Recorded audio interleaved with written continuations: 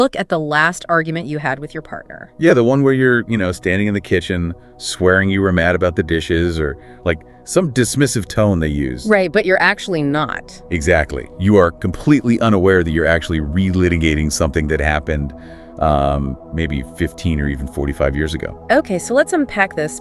You're saying we are basically arguing with a ghost that isn't even in the room. That is exactly what's happening. I mean, most people think our reactions are just logical responses to what is happening right now. Cause and effect, right? Yeah, but your nervous system just does not work that way at all.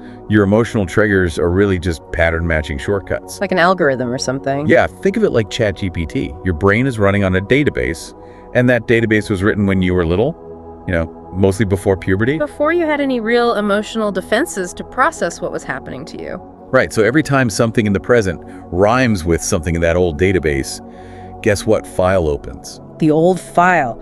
But wait, my adult brain, which, pays a mortgage and manages a team at work. It literally cannot tell the difference between an offense today and a wound from 1989. Are you serious? How is that even biologically possible? Because your body doesn't have a calendar inside of it. The chemistry is exactly the same. So as far as your nervous system is concerned, it's not happening again, it is just happening. Wow, so there's literally no timestamp. None. So when your partner says something dismissive and you just feel the floor drop out, it's not coming from your partner. It's coming from whoever made you feel like you didn't matter a long time ago. Exactly. Your partner just dialed the number and somebody else picked up the phone. Okay, so if our own neurochemistry is constantly tricking us like this, how do we know when we're actually dealing with an old file? Well, you look for the gap.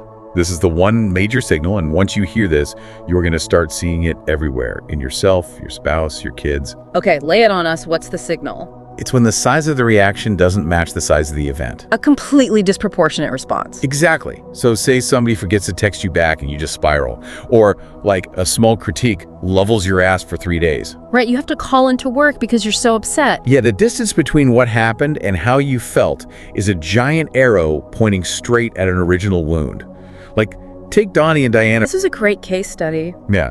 So Diana comes home and mildly asks, did you even do anything today?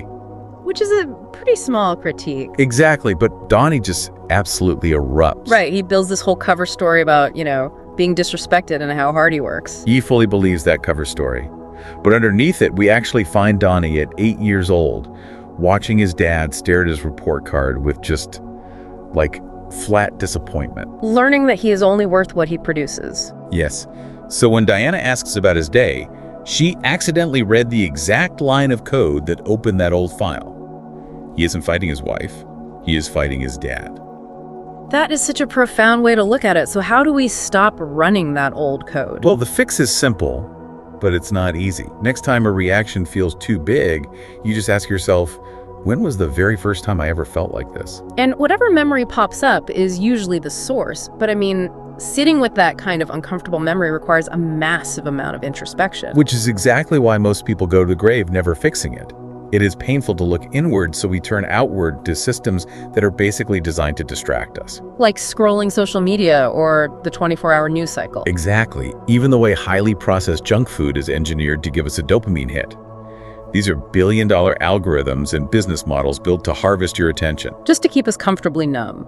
Right. They offer an easy escape from doing the hard work of facing those childhood ghosts. So we are caught between our unresolved childhood programming and an attention economy that actively wants to keep us distracted.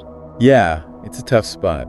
But just realizing that the distraction and the trigger isn't personal is incredibly freeing. Because the person standing in front of you rarely deserves that massive reaction. They just tripped a wire they didn't install. You didn't get to choose the files that were written when you were a kid, but you're not a child anymore.